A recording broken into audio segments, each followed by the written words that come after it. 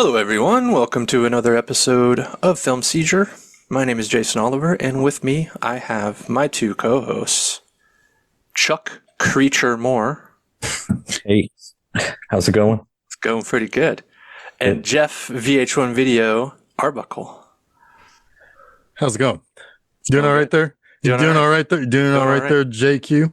Doing okay. Don't worry about it. Don't worry about it. Don't worry about it. Damn, this white boy means business. Told you to keep your kids off my porch. Today, we are talking about 2020's Dinner in America. The not quite feature directorial debut from Adam Rehmeier. That would have been The Bunny Game, which I've never seen and has quite a reputation, apparently. But that was made back in 2012. This was, I think, kind of like a maybe a restart to a career, if you will.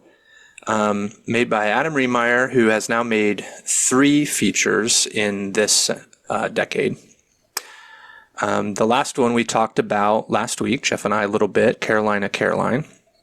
And this is a repartnering of Rehmeier with the steadily becoming great in everything, Kyle Gallner. Especially in this. Pretty good in this. This movie was a bit of a casualty of the pandemic.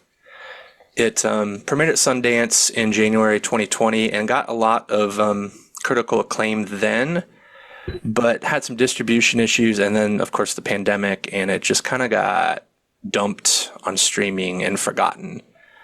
But it has steadily over the years been rediscovered. It has a bit of a cult following now. And yeah, I came to this movie probably the same way Jeff did, but this is, I think, my third time watching. This is Jeff's first, but the guys over at Red Letter Media did a little review of it. Well, I don't think it was a half in the bag. It might have been. But, No, well, was it? No, I think it. Because they did this one separately. Because they did a whole Kyle Gallner retrospective. Yeah. I don't think it was review or half in the bag. I think it was a. I think it might have been their Black Void one that they do every now and then. Yeah, it could have been. Yeah. But they liked it quite a bit. I got curious about it. I watched it, loved it, and I've been evangelizing it ever since. So I was really excited when at the festival, as one of our tentpoles, we got Rehmeier's Caroline. And then I was talking with one of the guys I work with in the festival and found out that he went to film school with Adam Rehmeier. He actually ran around in the same friend circle with him. They made short films, student films together. And I was delighted to learn that, number one, he hadn't actually seen this yet, and he watched it. And he immediately texted me what Jeff texted me. This movie is the tits. And then he said what he loved about it a lot, that goes beyond just that it's a fun, great movie, is that a lot of the things that people say in this movie were stuff that they said in film school. So like all these little bits of language, like take it down a notch. That's your problem. Things are the tits, right? That was all like shit they used to say to each other. So he was like, it kind of took me back to my college days, which is, I think is pretty cool. They both went to Columbia College Film School in Chicago. But it's high time we talk about this movie, because I've been begging these guys to watch it, and then Jeff was like, "Well, just put it on the calendar, make us watch it." It's like a great idea. So here we are. Jeff, you're brilliant. I don't remember you begging me to watch this, but maybe not begging, but I keep mentioning it. Yeah, my brain, when I looked at this and his other films, I was like, I remember Jason definitely talking about Snack Shack a lot. Yeah, that made my best of that year. Yeah. Okay, yeah, so I remember that. I didn't realize it was the same director. So my memory is probably just poor. You've probably said it enough times to me. And I'm like, I'll get to it eventually. Sometimes you don't always connect the dots either. Yeah. Right. Yeah. Right. But now, like, not just you personally, but no, I'm terrible. I can't connect dots. You should see me when I was a kid playing connect the dot. I sucked. It's terrible. Parents were so concerned. They had me checked out multiple times. They probably made you take Monday and Sunday at the same time. Oh God, those are lethal. But then I saw the trailer for Carolina. I was like, that looks interesting. So then I saw that pop up when I was looking as listeners. I was like, now I definitely need to see that, because I really do like this movie. I struggled a lot with Simon. Oh, sure. I struggled a lot with him, and even like post movie, I had to do think through his character, because there's a part of him that really annoys me. That, like, how can you go through life calling everyone posers when you're a poser yourself? But I think he has a very definitive, very narrow definition of punk. Yes, but I mean, I think you do arrive there, because that's a question throughout the movie: is this kid really punk?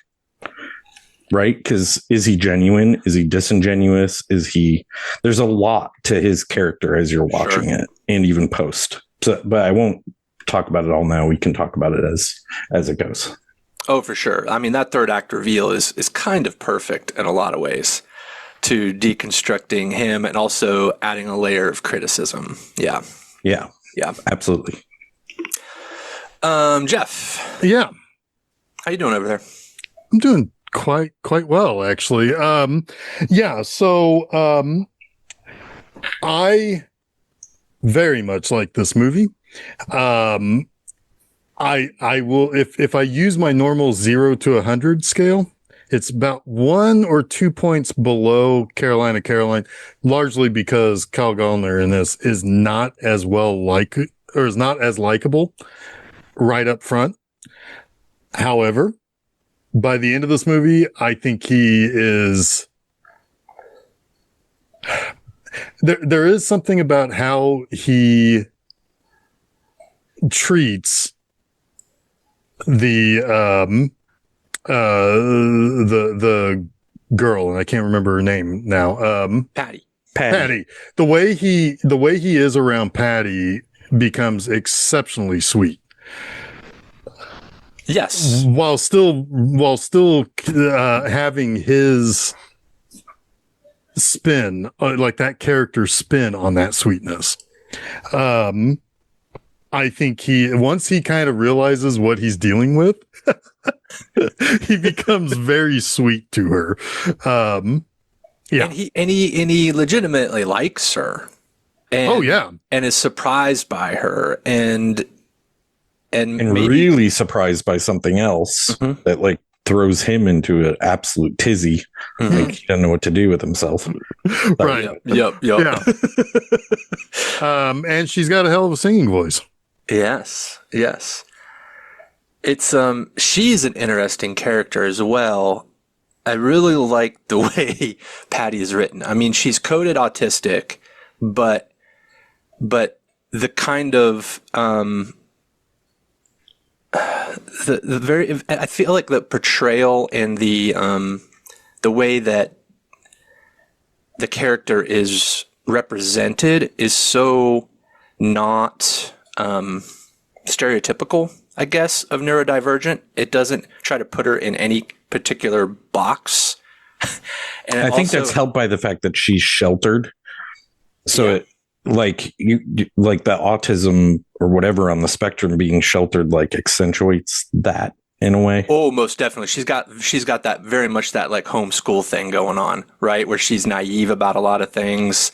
Yeah. Awkward. Yeah. Like it's all kind of compounded. Yeah, right. For sure. But she's clearly on a lot of medication. There's comments about how she's not allowed to use electric or like the stove when she's home alone. Like her parents are clearly overprotective of her, and also no one has really, I guess, been able to diagnose her properly. She's on a whole bunch of drugs that she probably shouldn't be on, right? That's also going to probably fuck with her. Well, I think that says a lot about her parents, right? It's Yeah. like, we don't know what to do. What's the doctor say? Yeah, sure, whatever. Give her that, and it's, they have a very buttoned down life, right? And so she is a little bit different than that. Mm-hmm. And they would rather she kind of be this way than to be her true self, whereas they're as the quote unquote son of the family, they are more willing to allow him to be whatever he is for a lot of I'm sure a lot of different reasons. There's a lot going on in that family, man. Yes, there is. And at one point, the one thing that's not happening in that family at one point is pants. Yes. But they both have these like wildly dysfunctional families, right? But in two totally different ways. They're both misunderstood misfits, right? It sort of plays a little bit on those tropes of the ugly duckling, right? That ends up with the hot prom king in high school, but it kind of demolishes that cliche. And it's like, no, I mean, people who have things in common are who should be together and who generally find each other and you can be happy with. And that's kind of what happens here, right? These two are misfits and loners of the highest order. Right. Right. Yeah, it's kind of funny because it's like there's a certain realism to this, and then there's also a cartoon element to it. Like the fucking track bullies kill me. Oh my god! Because they are so like out of a different movie, and yet in this world, yep, makes sense. In a lot of ways, this feels like a retelling of Heathers. Yeah, in some ways. Mm-hmm. Yeah, or maybe in some ways, but yeah, it's got the track guys stuff are for totally, sure. That stuff for sure. Yeah. Yes. Yeah. It's hard not to think of Heathers. Yeah, absolutely. 100%. And the dangerous guy. And if you're thinking about that movie, it's like it totally subverts that. Mm-hmm. Like what happens in Heathers. So I'm thinking about Heathers while I'm watching this, thinking I know what's going to happen, and it doesn't happen that way. It's actually pretty smart. Yeah. Mm-hmm. Yeah, and it does the Caroline thing too, where the Caroline is pretty clearly set in the 90s, but this movie is kind of a mishmash of the last 3 decades, I would say. Is there a cell phone in it? I don't think there is, right? So it probably is like in the 80s, I would guess. But I mean, I guess it was intentionally the way it was the production was designed was intentionally meant to not try to place it in any specific time period. He wanted it to feel timeless, right? So yeah, probably technology like that was not used just to give it that feel. But I think a lot of the language, like the profuse use of the R word and the F word, not fuck, but the other one, puts it very much in the 80s, right? Yeah. So yeah, it's kind of an enigma that way, but it feels like it is commenting on youth social attitudes. And almost, in any decade, like I think almost anyone of our age or younger could watch this and identify with something in it, right? Sure. Yeah, because I would say that because like even the cartoonishly villainous track guys, that's just internet comment section. Yeah, that's all they are. It's just edgy boys, and it's like, I mean, what used to be a little bit more common in our high school days, is now like edgy boys of today. And clearly like the closeted homophobe, right? Like that whole trope is playing out there. Oh yeah. Which is exploited in the similar way, like Chuck said, to Heathers, right? I love my dead gay son. Oh man. Oh man. I say that all the time, and when Steph is referencing that movie, that's what she says to me, which is hilarious. That's so good. But anyway, yeah, I don't know. There's just a breezy, fun quality to this. But you're right. I mean, our executive director at the film festival hated this movie, and he wouldn't really talk about why. But Jason and I, the other Jason, were like looking at each other. I was like, hated it? It's like, I can see it not being for you, but hated it? Kind of weird. So I think that it might just rub people the wrong way. I think the language could certainly, like, if you're taking these people at face value, like, you could kind of hate everyone. Yeah. In this movie, except for Patty, right? Like, literally everyone is unlikable except for her. Yeah. So I could see disliking this movie just by the way that people talk to each other and the reactions with each other. But it is like, if you see it more cartoony, like Jeff is saying, then it becomes fun and funny instead of like scathing commentary or whatever. Yeah. Yeah. Yeah. I'm not surprised by much of anything, to be honest. I heard somebody at PopCon, we were doing the poorly described movies game that Brandon does, and one of his friends who always goes to all of his shows commented on how much she hated and thought it was a waste of 3 hours of her life that she regrets ever giving up, that one battle after another was to her. Oh boy. And it's like, I don't think it was a political angle. I just think it just wasn't for her for whatever reason. Maybe it was a weird tone, because like, obviously the language used in this movie is meant to elicit laughter, which, if which words are used, can greatly affect the impact of that. Sure.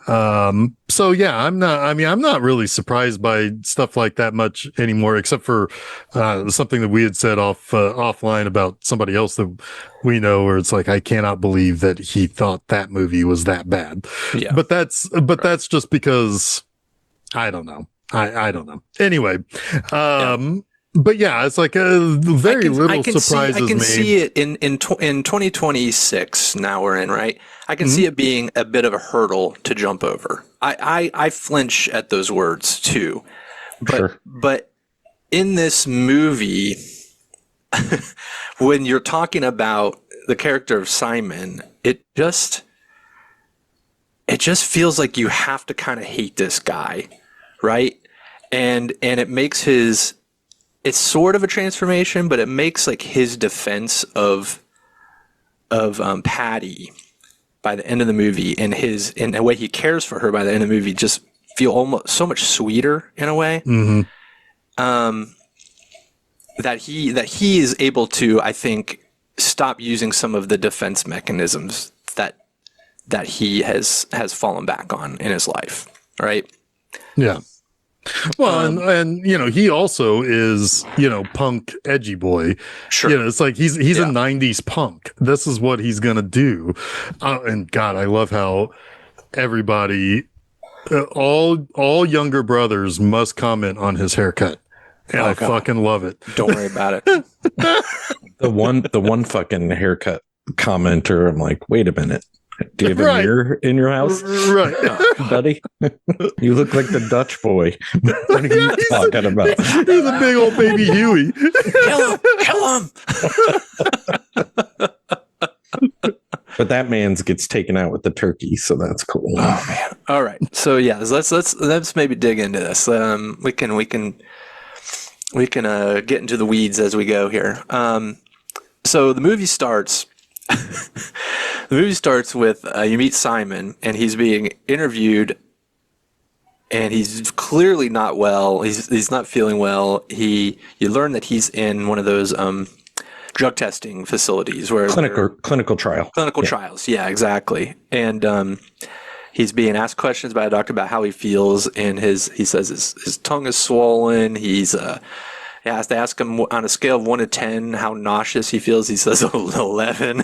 And then there's this girl across the table from him, and she's like not doing so hot either, but she's kind of like doing this weird stuff with her mouth and her tongue. And it's like, is she trying to be sexy? Well, she's flirting. She is definitely rubbing the bean in between two pieces of roast beef. Right. Yeah, right, I mean, come on. Right. I mean, yeah, they're both, the point here though is, they're both kind of messed up, right? Right. But and I would say also immediately following that, what she asks him, she was hitting on him when they're walking home. Yeah. Well. I think you also get the sense that they know each other too, because she's like, Mom always goes. You know how Mom always goes all out for Sunday dinner, right? But anyway, they both get booted out because of their side effects, I guess, and they're not paid for the full trial either, and that pisses Simon off pretty good. I was counting on this scratch. Yeah. What does scratch mean again? I love Patty. She's the best. But so they're walking home because the bus doesn't run on Sunday. So they're walking, and she invites him over for dinner, and that's when we have, I guess technically, how many different meal scenes do we have in this movie? There's a lot. But it starts technically with a meal scene because he also vomits in his tray of food. And then the true like opening set piece though is this family dinner, which is unbelievable. like absolute total dysfunction. So he's invited to dinner. It is this huge spread on the table. The whole turkey and everything. It's like Thanksgiving dinner. Dad is at the end of the table, and Dutch boy son are watching the football game. The mom is played by Leah Thompson, and she's sitting across the table from Simon, who's sitting next to this girl. Beth, I think was her name. Yeah. And man, like, that's right. While they're walking there, she says that she'll blow him after dinner if he wants, if he comes over for dinner. Yeah, if you want. And he just kind of gives a look like, all right, yeah, sure. Yeah, well, whatever. But turns out Mom's got a thing for him. But there's the whole first exchange about the hair, and it's Dutch boy talking shit about his hair. What happened to your hair? And Leah Thompson's like, well, I like his hair. To which the dad, her husband, looks at her like what the fuck? She's like, what I do? And so of course, she's hitting on him. Of course, the daughter kind of whispers to him, "Hey, I'm gonna go get a shower. Once you meet me down in the basement in a few minutes." So he gets up, and him and Leah Thompson end up in the kitchen, and she's making a move on him. They go into the den, and she plays some music for him. I don't know what the fuck she's doing. And they start making out. And of course, the daughter walks in and makes a big scene. Dad and son then burst in like, "What's going on? What's happening?" And Leah Thompson says, "He's trying to make a move on me," and all shit breaks loose. Well, that's one of my first favorite lines in it. It's, "She's telling stories, Bill." She's telling stories, Bill. Oh yeah, I like what Simon asks Bill. He's like, "Do you hate me, Bill?" At the dinner table. Yeah. Nope. No, I don't. Prior to going in to see Leah Thompson too, when she seduces him, he poured gasoline all over the front of the house. Right. That's right. It's like his it's like he knows he's gonna have to make an escape. Yep. And he's an arson. Firebug. Yeah. Yeah. But oh my God, like he dumps the whole table of food. He takes a chair and throws it through the bay window.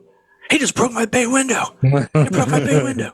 And then he jumps out of the window, and a Dutch boy is about to jump in after him. He's like, no, son, the glass. And then Kyle Gallner just lights all the gasoline on fire in front of the house, and it just goes up. Of course, they call the cops, and he's now on the run from the cops. So this is kind of the latest incident, apparently, of his run-ins with the law, and they've been kind of narrowing the search net, if you will, down to him, and they've got a sketch that they've been using for 2 years, though. I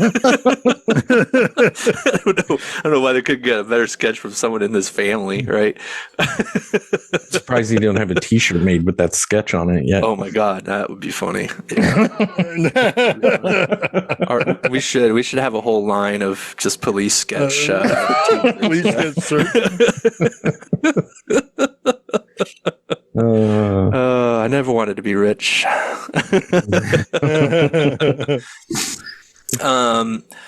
But yeah, so now that has happened, and he's kind of on the run, and then we meet Patty, and I forget, do we meet Patty at home at dinner, or is it the next day? I think she's being accosted by the two boys on the bus first. I think. Yeah, because I think she's on her way to work. Yeah. That's right. That's absolutely right.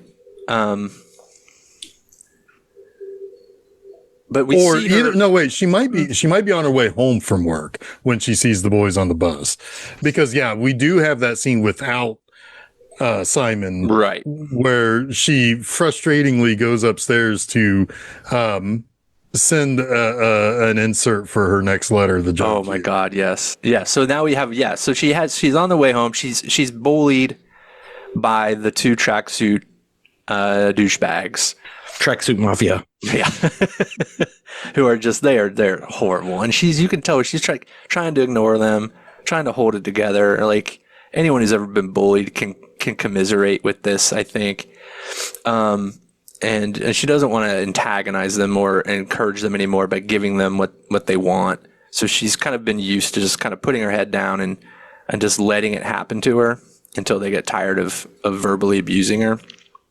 And you immediately feel bad for this girl. You don't quite understand what her deal is, but you feel bad for her.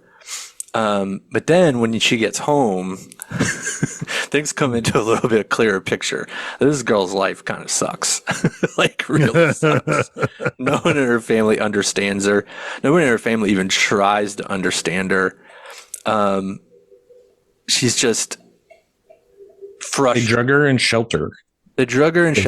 Yeah. And they won't let her. She's an adult. Because she's dropped out of junior college, and her parents won't let her go to a rock concert that she wants to go to because of the strobe lights. Because of the strobe lights, honey. Yeah. It's like, I don't know. Oh man, another Pat Healy appearance on the podcast. Yeah. I love Pat Healy in this, especially in the paintless scene. Oh God, yeah. Mm-hmm. Yep.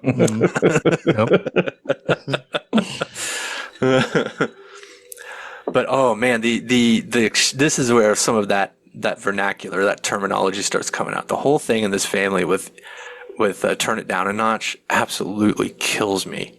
Mm-hmm. And the way they use it against each other, it's become like their version of insulting, right? Right. Because they're not allowed to curse in this house, and when they do, they're told they need to turn it down a notch. Oh God. Yeah, it's because then because that's where you see she has this really there's an animosity between her and her brother. The fucking Kev. The mom seems overprotective, and the dad seems there's a whole thing about. Later, we find that there's a whole thing about how he's allergic to alcohol, he's allergic to smoke. He's like, God, and then how does this man cope? But then he is. Yeah. I'm surprised the Adam Ant song didn't play here. Don't drink, don't smoke. What do you do? You don't drink, don't smoke. Sorry. Yeah. So she goes upstairs and she puts on the tape from the Psyops. That's her favorite band. It's a hard punk band. Yeah. And she just dances around until she just needs to masturbate. Yep. And she has a Polaroid that she snaps a picture of it. And you find out later she puts them in envelopes and writes love poems to the lead singer of the Psyops, John Q, who always performs with a ski mask on. So nobody knows who John Q really is except for the people who deal with the band. I missed opportunity to use the word balaclava there. Balaclava, yeah. I like that they hold that piece of information until later because of how that scene plays out with Simon and Patty in the bedroom is so mwah, right? Because I don't know if were you picking up on that potentially being that guy? I wasn't. I was pretty surprised. Yes, because he picks up the letter at his box. Yeah, I guess I missed. Yeah, yeah. So it is kind of like but you don't know how this is going to play out, right. And you're not certain. But she doesn't recognize him, right? I think that's why it kind of works. Yeah. Yes. Well, yeah, because she can't recognize him because he always wears the ski mask. Right. So but we as an audience member don't know that about this band yet. It's like a detail they reveal later. Yeah. Because also it's like when she starts talking about like how, because she's like, do you want to know a secret? I send off love poems. And then he realizes the betting. And he's like, I gotta go to he looks bathroom. at her underwear. Yeah. He grabs his bag and runs to the bathroom. It's so good. And then he jumps out the window. Should we talk about their dinner in America first, though, when he meets their parents and he tells them? So we got to talk about her. Backtrack a little bit to the alley. Yeah, exactly. Yeah. So Simon is on the run. Patty is in the alley, like just eating her lunch. She's always eating some gross sandwich, the Hawaiian, I think it is. It has some weird juice on it that the tracksuit mafia hates. Oh my god! And she's so infantilized. Wait, where'd you get this dumb fucking sandwich, retard? It's like. If I got a stain on my tracksuit, and then his buddy's like, oh, and it gets down like on his knees. It's like,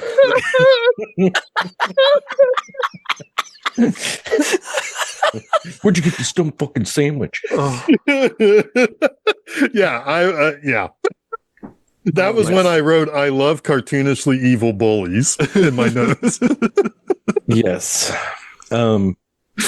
So Simon, she's in the alley. Simon is being tracked by a cop and he's trying to make his getaway when he falls down in the little department store. It's hilarious. There's a couple like pratfalls in this. They're really good. Oh my God. Well, I also love there's one shot when the bus moves and he's like flat on the ground. Yeah, that's great. And you just see his shoes sticking up. Yeah.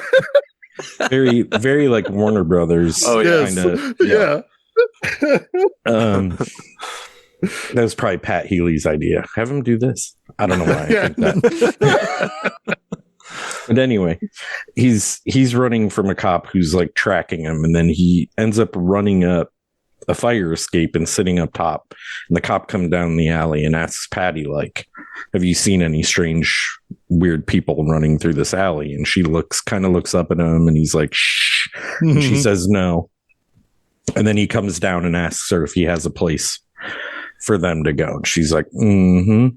And she brings him home for some fucking reason. Their exchange is like, I recognize you. And maybe that's a moment where you think, oh, she recognizes him as being in the band Psyops. But no, she recognizes him from music class at the JUCO.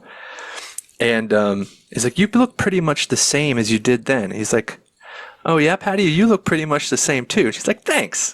That's not a wasn't really a compliment.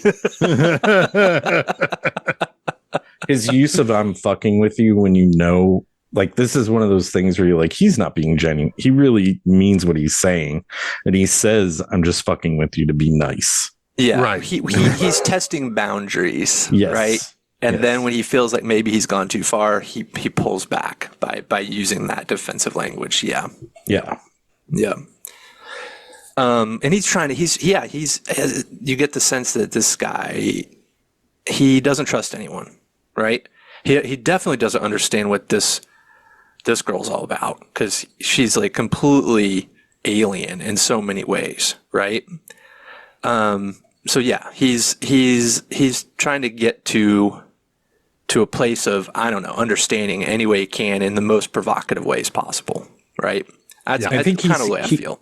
And he also sees something in her, I think, even at this point, that he sees in himself or a past version of himself, like the oppressed version of himself that led him to where he is now. It's not explicitly stated, but you kind of feel like he has this kind of feeling about her. Yeah, I think he does probably recognize something about her that you realize later on, if you start to do that thing that's really tough for you to do sometimes, try to connect the dots. Yeah. That I did it in this movie. I did it. It starts to make sense. It starts to make sense why he's drawn to her, why he wants to understand her, and why he will defend her so vehemently, and ultimately why he finds himself so emotionally connected to her, right? Yep.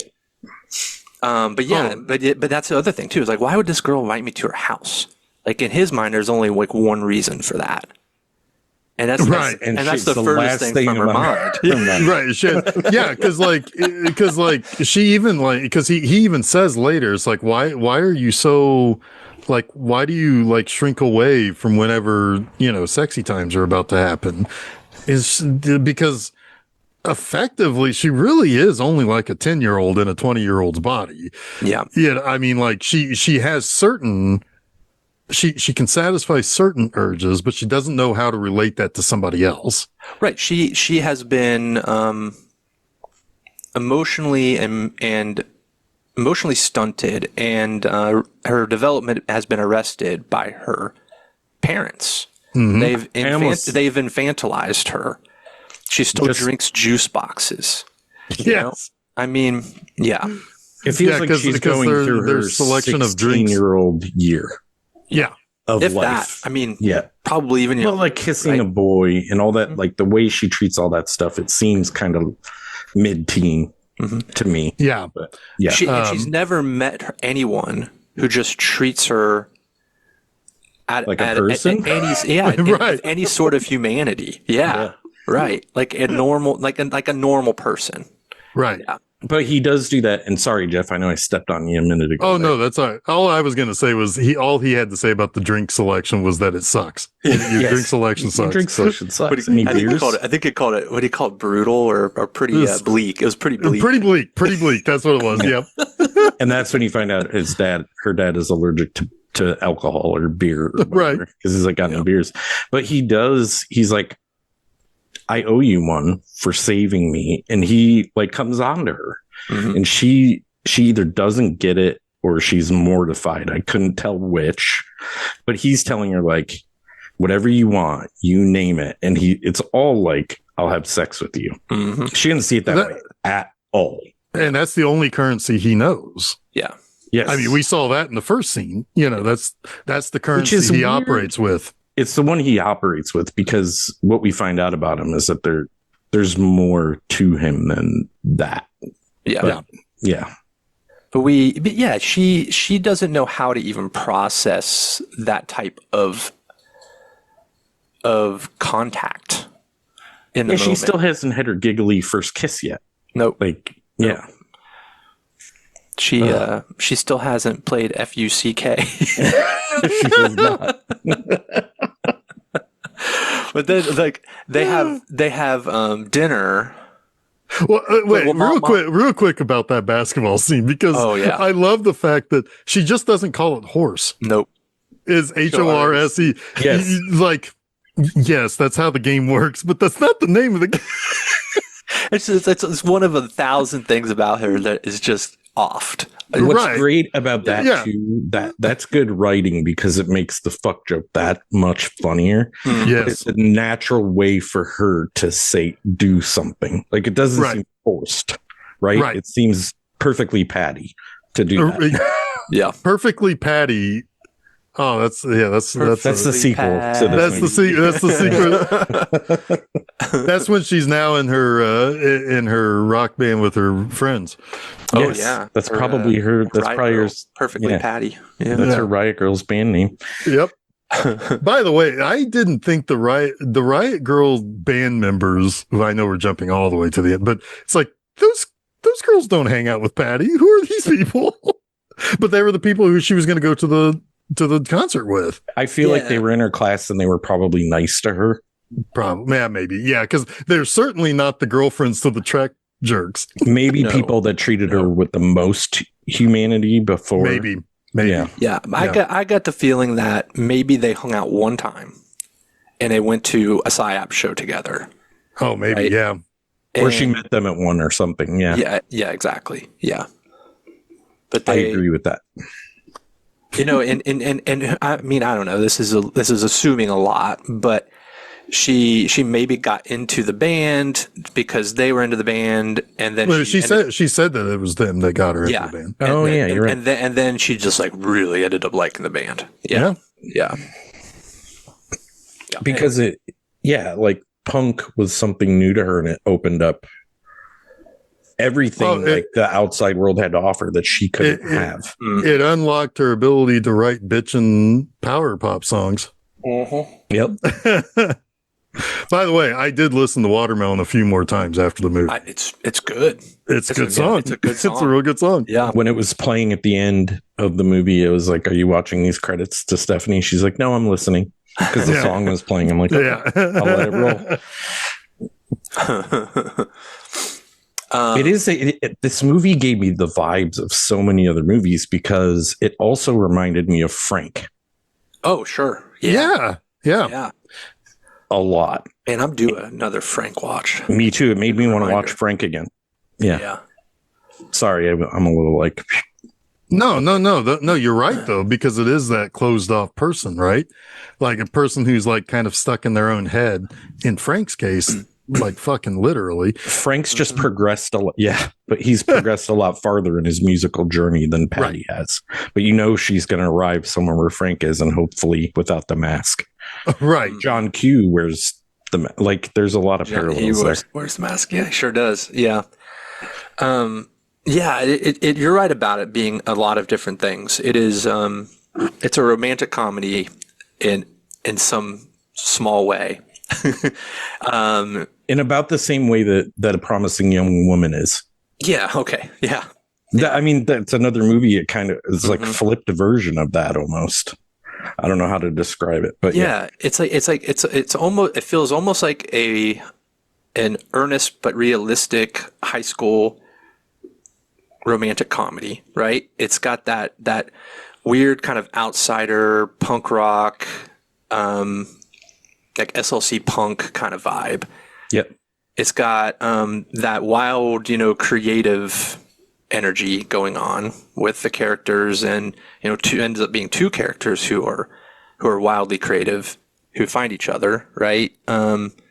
It's got it's a very much a music movie that's kind of sneaky in a way, right? You never really know that. I don't think from the upfront aspect of it. Wow, this is basically a movie about making music in a lot of ways. So it's doing a lot of stuff. And kind of blurring the lines really well by not allowing it to be any one thing at any given time. It holds all the threads like kind of tightly enough that it looks like a rope. I don't know how to say it. Yeah. No, it's a good way of putting it. It's a little bit stoner comedy. A little bit stoner comedy, a little bit coming of age. Coming of age, absolutely. Yeah. A little bit. That easily could have been Seth Rogen on the roof with Kev. Oh yeah. 100%. Sorry, Jeff. Go ahead. Well, no, and I was going to say it's completely and totally reminiscent of like the mid 90s kind of 20 something thing, right? Mm-hmm. Like it's you look like a doily.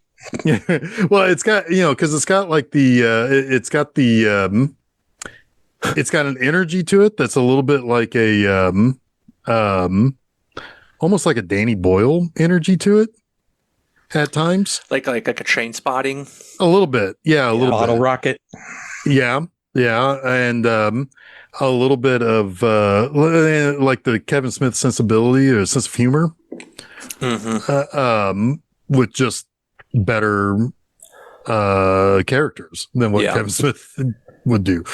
Certainly a better female character. Yeah, I mean, this, as hilarious and quotable as Simon is, the performance by Emily Skeggs is phenomenal. Like I kind of want to know what she's like in real life. I know, me too. Yeah. I know. I mean, her transformation in this movie feels so natural. The progression of it, and it happens so gradually. Oh yeah, because she goes from looking like she's 14 to like, I want her to be my rock and roll girlfriend. Yeah, yeah. Let's go. You get to know her, right? Yeah. And you can see her kind of become more comfortable. I don't know how she does this in her performance, because it's not necessarily a visual like appearance thing. It's like it's how she talks. And how she talks. Yeah. And the confidence with how she holds herself, even like she stands a little taller. Yeah, her posture changes. It's a really amazing performance.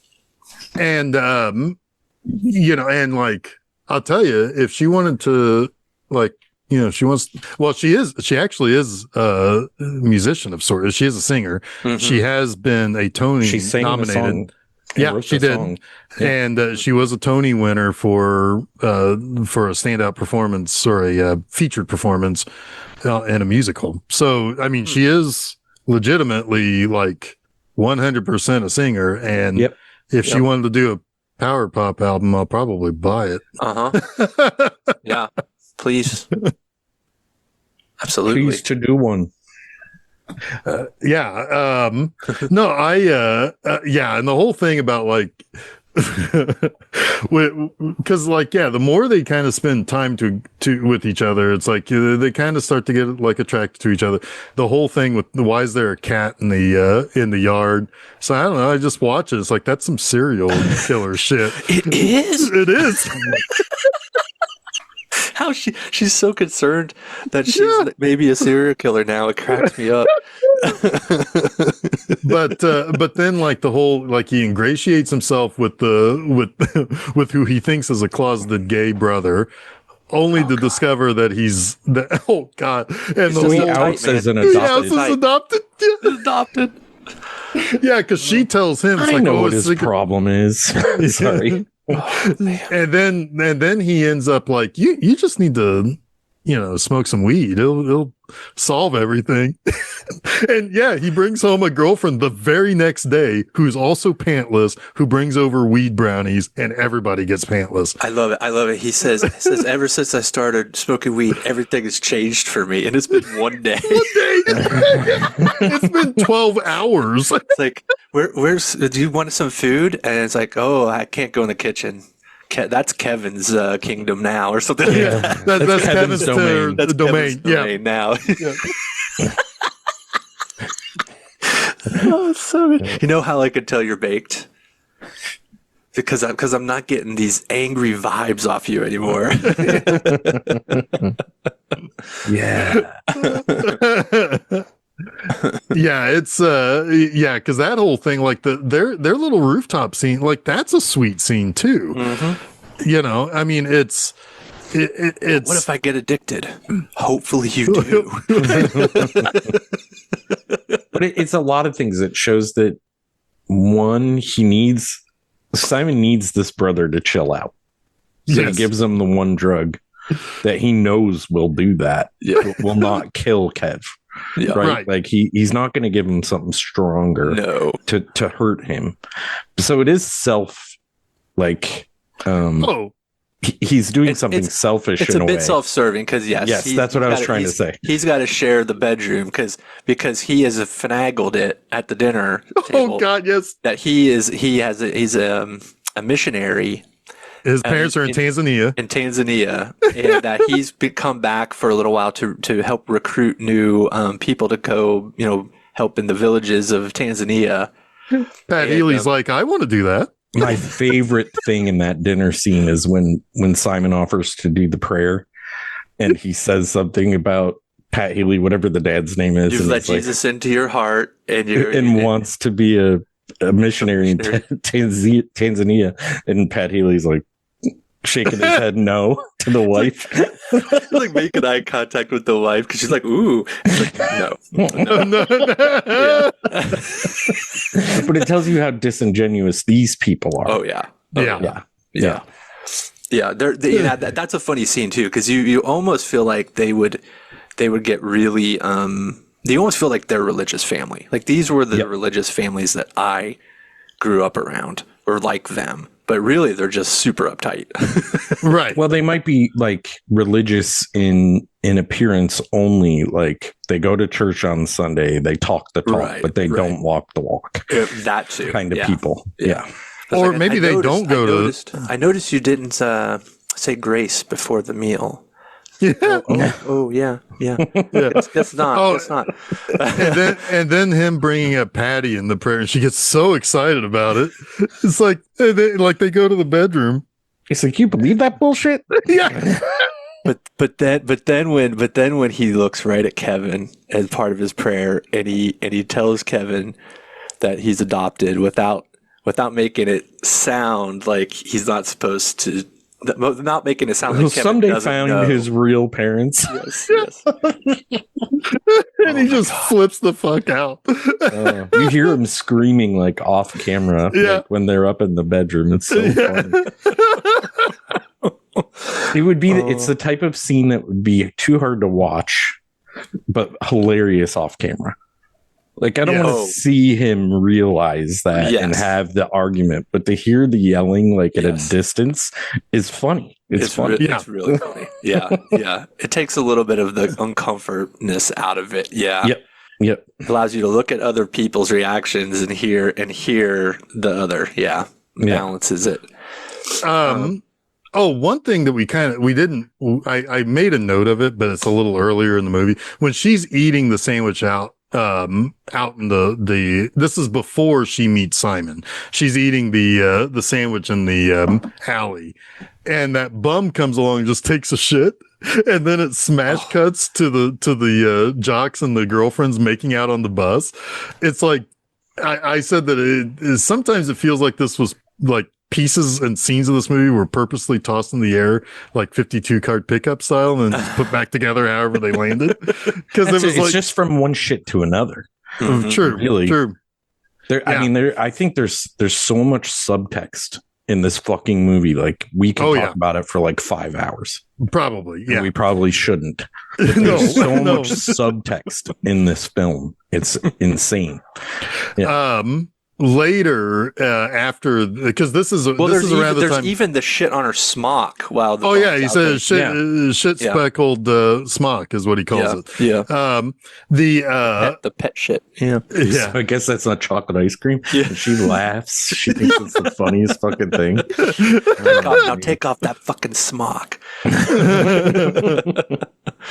Also, smock. He does. This is a little bit rocky too, because he meets the mousy girl at the pet store, tells her take off those glasses. Yep. That's a little Adrian. He did a little Adrian. Put your hair down. Yeah, take off that shit speckled smock. Very true. Very true.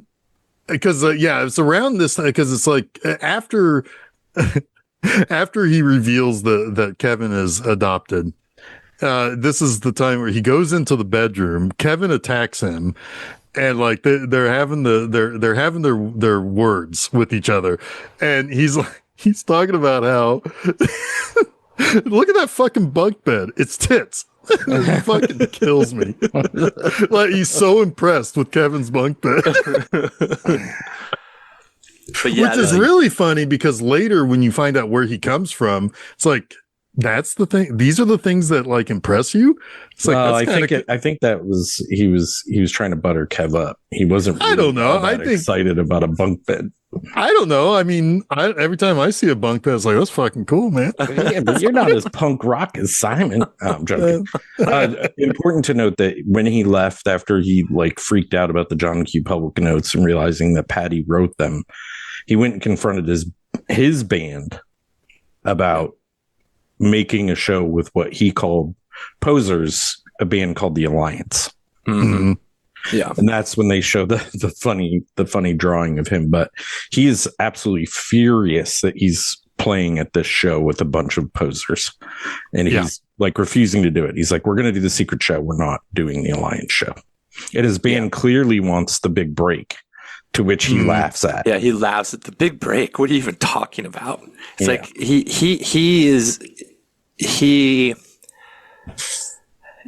he's kind of like a little bit of the annoying artist who doesn't care or doesn't want to actually make a living doing it, right? Kind of. I mean, maybe, right? But there's still the whole, like the reveal from later makes all these previous things like fly up into the air because he has a safety net. He does, but he's not welcome there.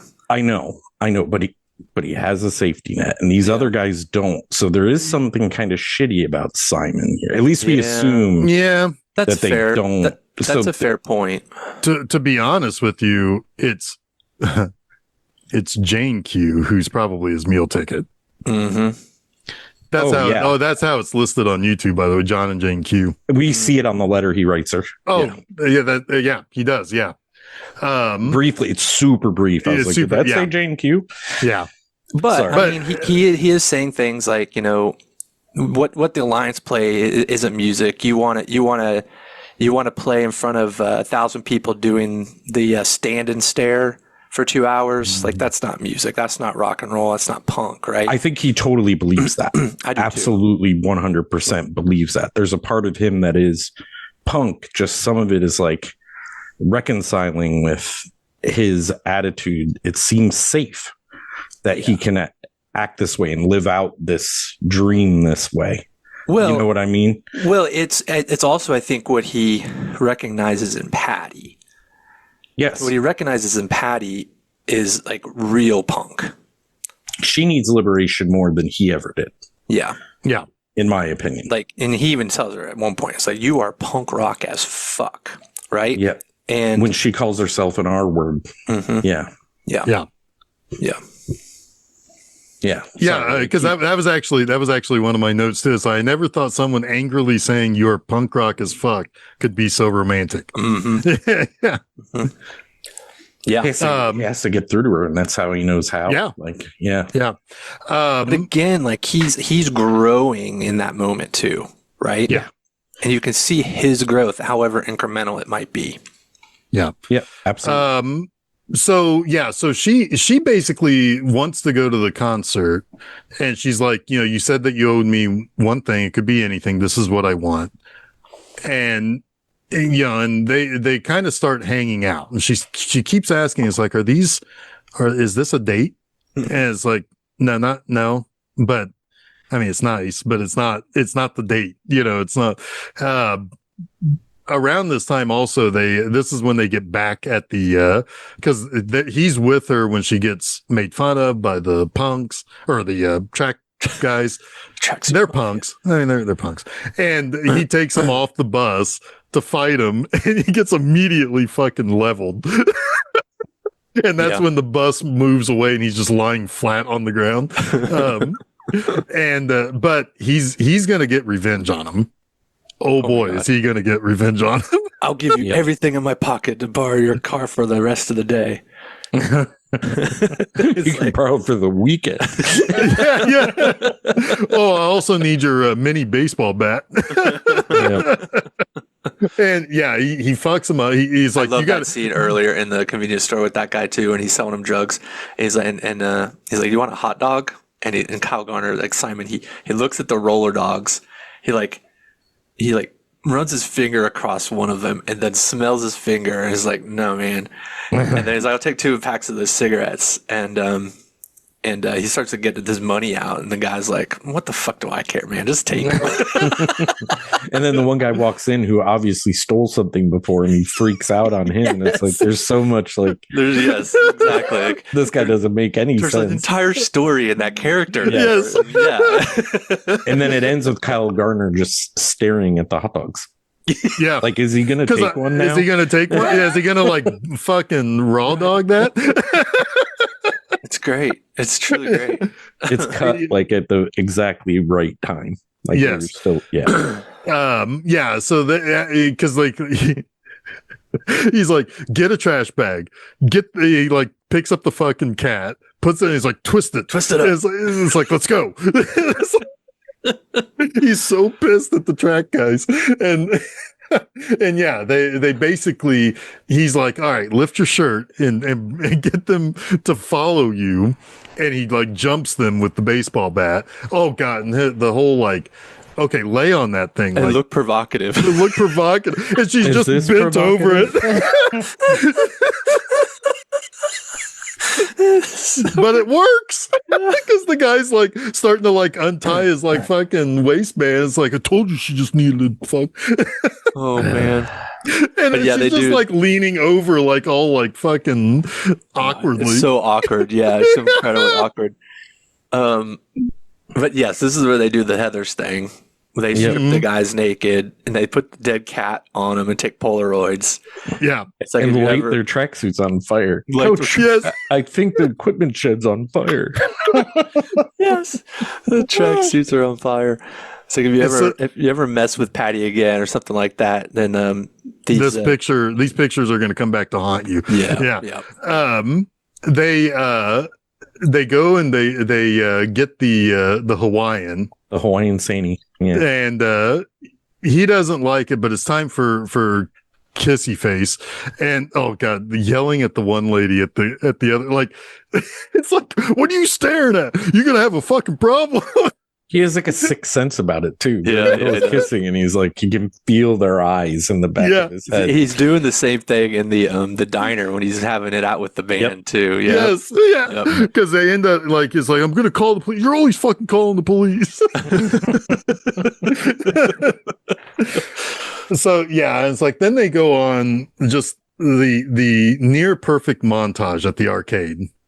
Well, I think the moment when he is definitely into Patty though happens at the burger joint because they kiss and because that's she how does she is that like, I'm ready for that kiss now. Ready for that kiss now. Yeah, and it's like, oh, you are. Yeah, so he gets into the booth next to her and they start to kiss, and it's a pretty good kiss. And yeah, he's yelling at the black lady. The patrons, yeah. But then Patty says, I guess all that practice with Kevin really paid off. Yeah. So good. It's so good. It's like, it's not my real brother. And it's not my real brother, you know? And you can see Simon kind of like going sour a little bit. Yeah. And then the way she delivers this line, it's so good. She gives it right back to him. She's like, I'm just fucking with you. Yeah. And I'm pretty sure that's when he's like in love with this girl. Yeah. It's like, this is my rock and roll girlfriend. And what's funny is like, she could have practiced with Kev and she used his artillery against him. Right. Could have. Like, you never really know. Just like he's not really fucking with her. She's not really fucking with him. Yes, we don't know for sure. You don't know for sure. But this is when they go and they get the big teddy bear and he like fucking rips off a bunch of tickets from one of the games. Gets the big teddy bear that she wants to call Chombi. Hold that thought because it gets even funnier later. But this is when they come home and this is when you got the no pants brownies action where everybody's stoned and but it's like the next day, like she's gonna go look for a job and he's like, this is fucking stupid, come with me. And it looks like, it's like, all right, I want you to go and knock on the door of this house. And she's like, well, what am I supposed to say if somebody answers? I don't know. Tell them you're looking for your lost dog. He's like, can the dog's name be Chombi? He's like, yeah, whatever. For like 2 minutes, I'm like, did I miss something somewhere? Why is she saying Chombi? Is that a joke itself? Right. Like, what is the origins of Chombi? It's just their favorite name. Yeah. Steph had to tell me, no, there's nothing. There's nothing there. Chombi. Yeah.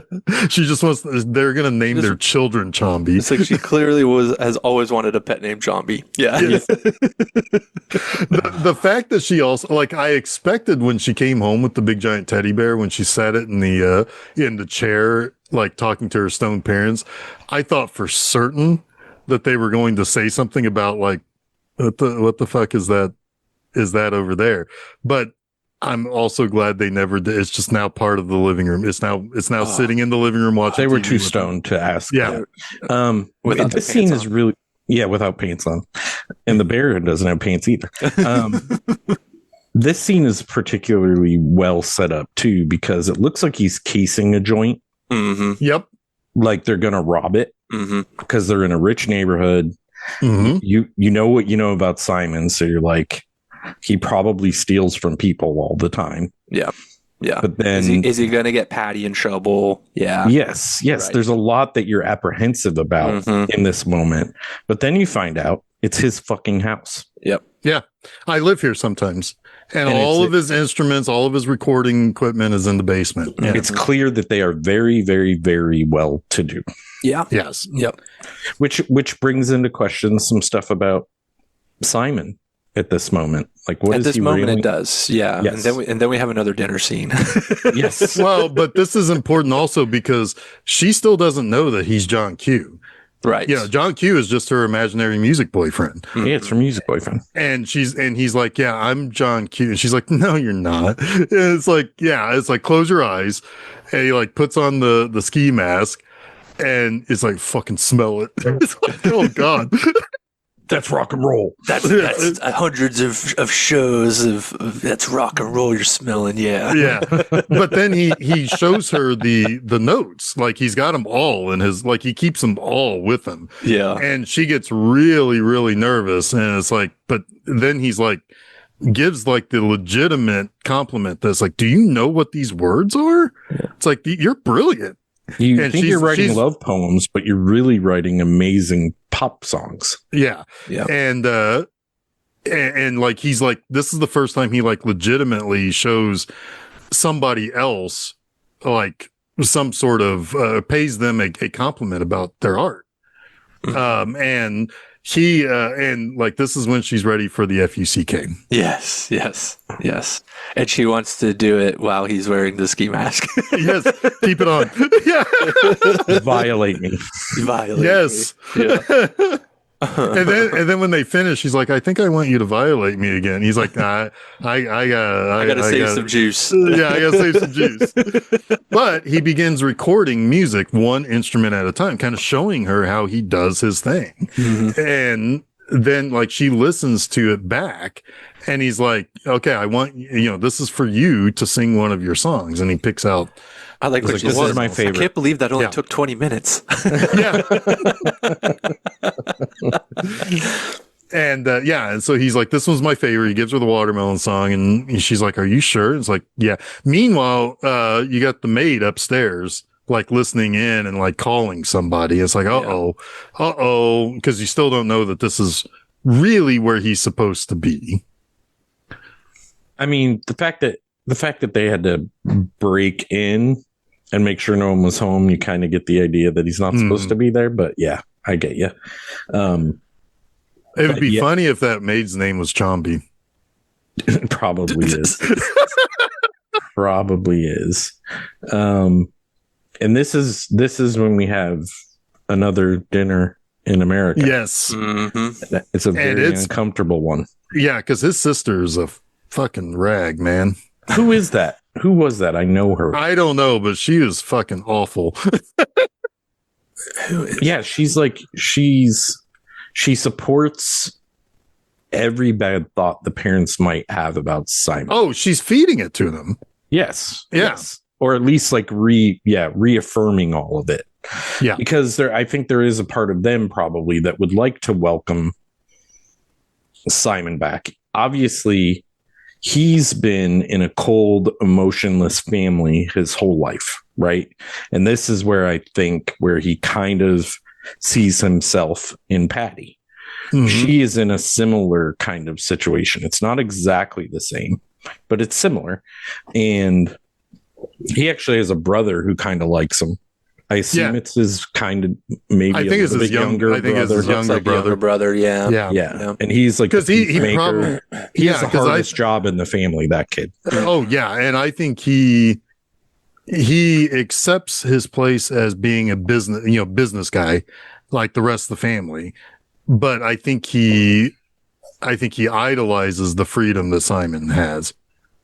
But this is when you kind of question, like, is Simon wear a mask so nobody can relate him to this family? Like, is he wearing a mask so he doesn't get outed as a poser? Like, it brings questions to his character, like, that I had to think about. Like, is he, I don't know, like the whole safety net thing I was talking about earlier. Like, you have to reconcile a lot with this guy to like him and believe his belief in punk. Yeah. Right. Supersedes this other stuff. Yeah. But yeah. How pure are his intentions towards his punk rock art attitude. Yes. And even Patty. Sure. And even Patty at this point. Yeah. What is his commitment to Sparkle Motion? But exactly. I think like it says a lot when he tears up when she sings her song.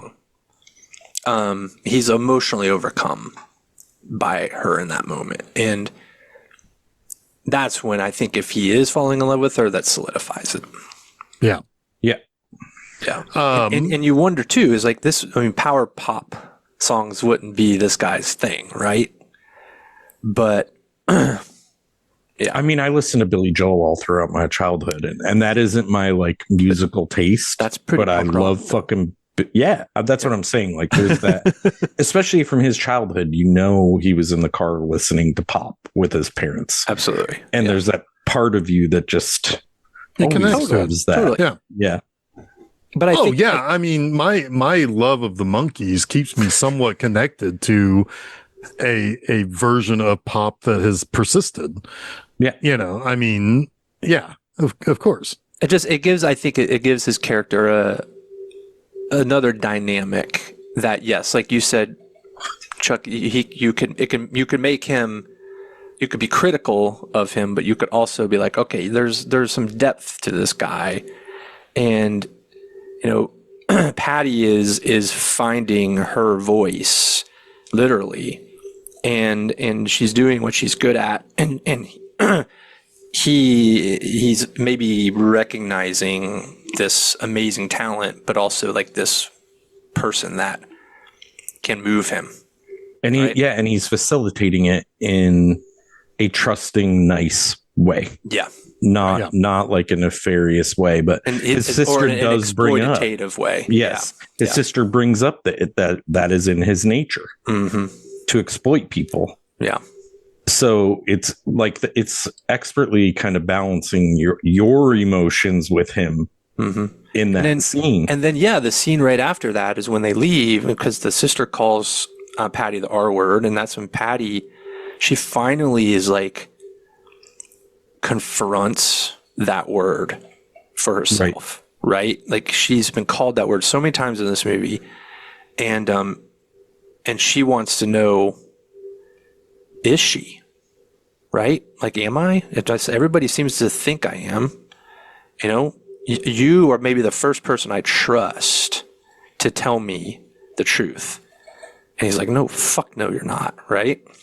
And he's passionate about it. It's awesome because it's so awesome. A lesser movie would have said, yes, but you're my R word. You know what I mean? Yeah. Yep. Yeah. Right. 100% right. Yeah. Yes. Yeah. Yes. Something stupid like that. Yeah. Yeah. No, he's like, no, you're punk rock as fuck is what you are. Yeah. And that's a moment where you start to believe his passion. beyond like he cares about something other than manufactured passion. Yeah, you believe his passion now. Yeah, which is good. It's good, great, great storytelling. It really is. And so it's time for them to go on their date now.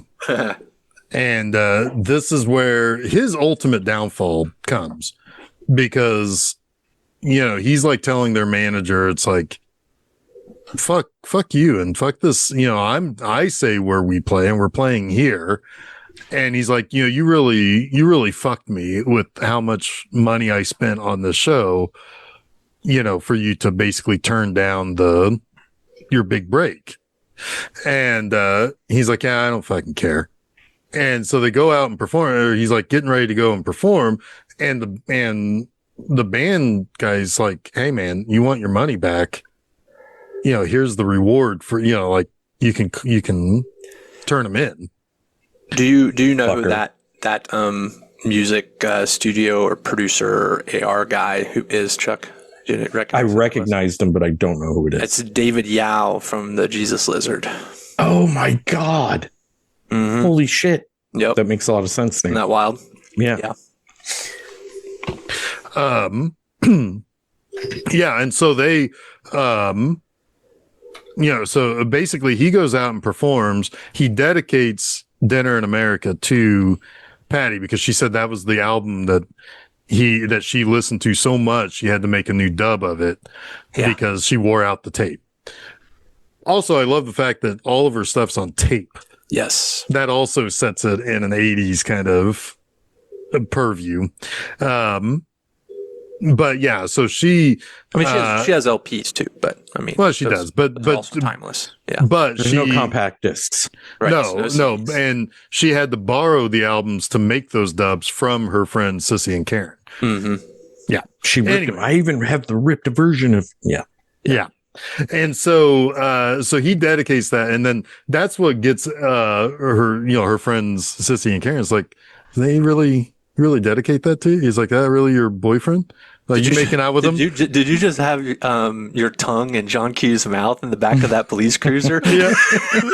And she's like, yeah. Yep. And she's like playing it like, aren't I so cool? Yep. Yeah. We're going to start a Riot Girl band. You want to be in it? Yeah. Yeah.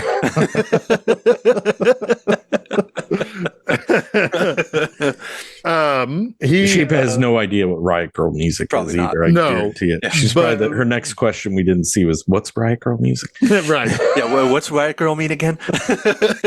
Right. But 100% you believe it's going to be successful because you can tell she just feels better about everything later. She's already got the songs written. She's got them ready to go. Yep. She's got them ready to go. And so now we get a little bit of an epilogue where she's, they're writing letters back and forth from prison to her and to him in prison. John Q and Jane Q. Yeah. Yes. And the fucking guy, he's like, he has to be in the cellmate. Punches the bed while he's jerking off. All because he likes one reporter on the news. Yeah. God. You gotta find something. You gotta find something. Yep. But yeah, so it's like, he can't wait for her to, like, he hopes that her friend can drive her up to see him, like next month or whatever. He's like counting the fucking days or whatever.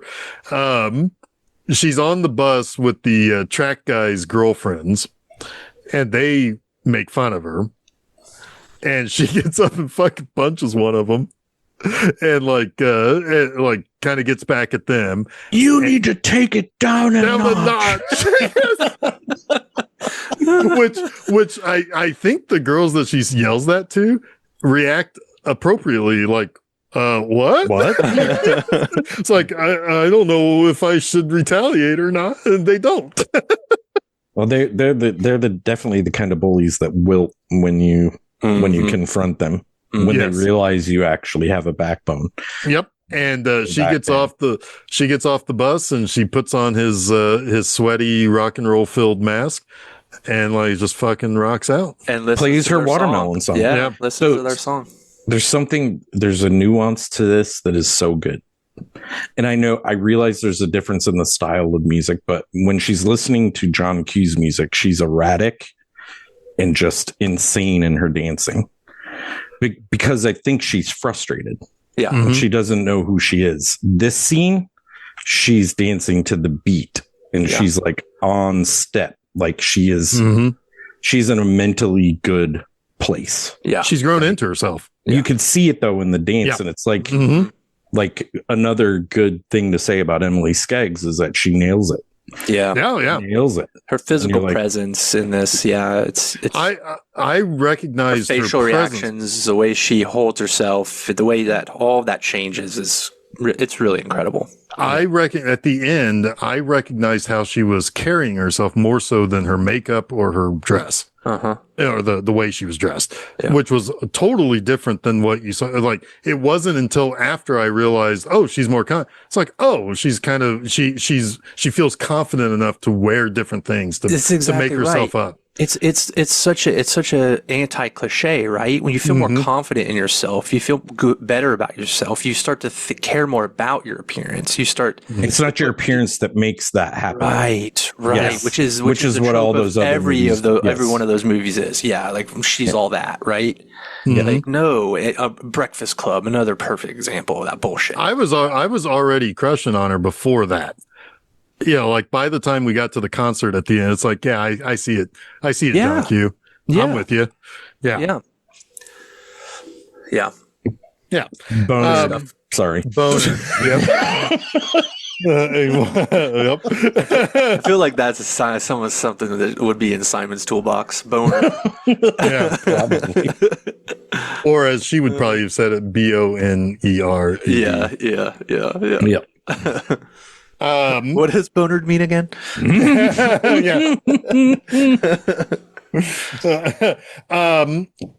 This movie's fucking tits. It's one of those movies like, so, okay, you guys stick with me here for just a minute. Okay. Because one thing that always stuck out to me, there's the episode of Siskel and Ebert that Ebert memorializes Siskel. And he talks about like how like Siskel always ended all of his interviews with the same question every time. What do you know for sure? And he talked about like, well, I'll tell you what I know for sure about him. And he said, when he saw a good movie, a week later, he'd still tell Ebert that his spirits were lifted. And this is one of those movies that I was like, yep, this is one of those movies that I'm going to feel good seeing and loving it, a month from now. Yeah. And, and it's like that. Then Chuck, that goes back to how I felt about One False Move. I felt good watching a good movie, and it stuck with me for a while. And we're on a winning streak right now. We are on a winning streak. And you know how I feel about Xanadu. That was our in between. I forgot about that one. Our streak is a little less than I thought. No. Oh, you felt good watching it. You felt good watching it. I had to get one jab in. It's fine. But no, we are on a good run where we're watching movies that's like, man, that was really. And you think back to it, randomly. And I'm going to have the same feeling. I had 2 nights in a row. I watched this on Sunday. Time of recording, this was like a week and a half ago. But I watched, or time of listening, this is about a week and a half ago. But the time of recording, 2 nights ago, I watched the movie, this one. Last night, I went and saw Obsession.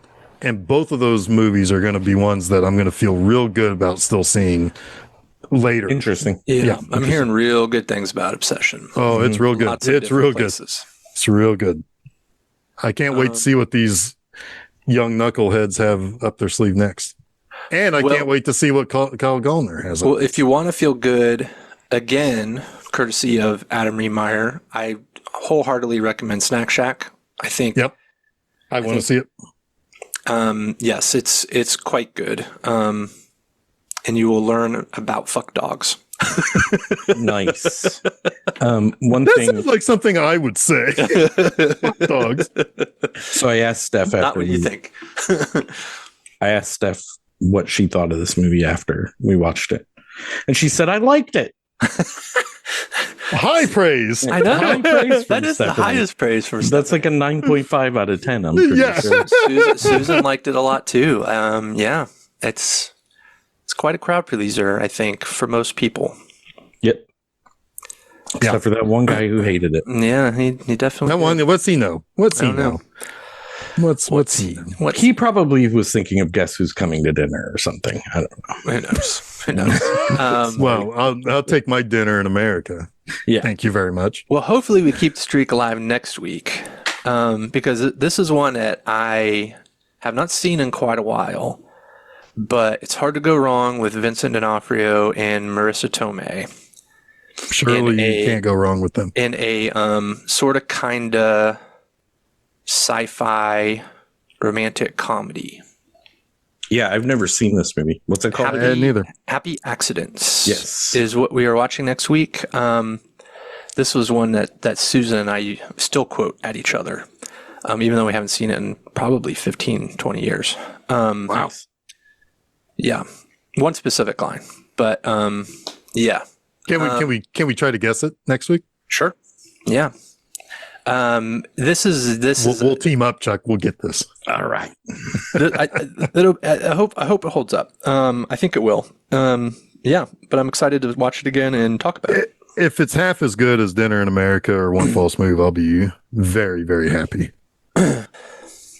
Yeah, I mean, I think it's at least half as good. So yeah. Okay. Well, I think we'll be very, very happy then. Okay. Yeah, so that is June 3rd. Go over to filmseizure.com. That's where you find all of our episodes, find all the places you can follow us on social media, and subscribe to us on various podcast websites.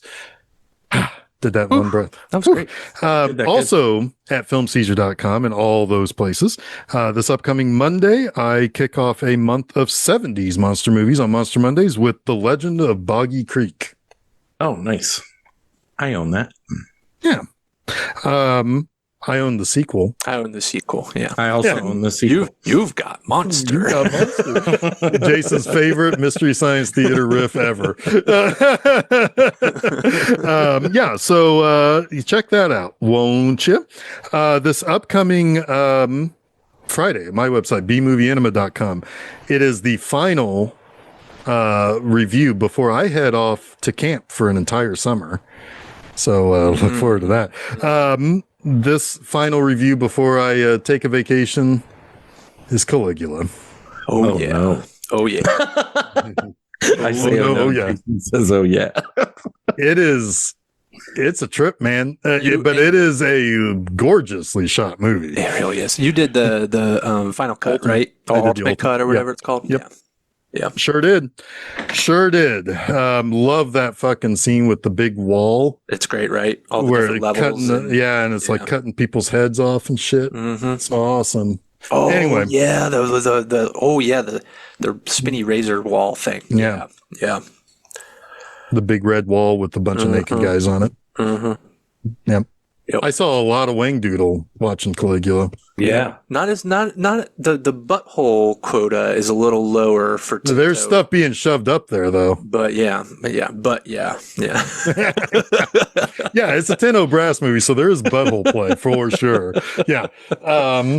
Anyway, that's an old inside joke from the Tinto Brass month at B Movie Anima. So it's a good month. there is not a butthole that man doesn't want to film. It's true. It's true. It's very Anyway, this movie rules. I can't wait to see what this other movie has in store, and I can tell you, June ends with another phenomenal movie. So there's a lot of good stuff coming in June for Film Seizure. Yes, sir. Nice. All right. Until then, I am Jeff Arbuckle. I'm Chuck Moore. I'm Jason Oliver, and Film Seizure is the tits.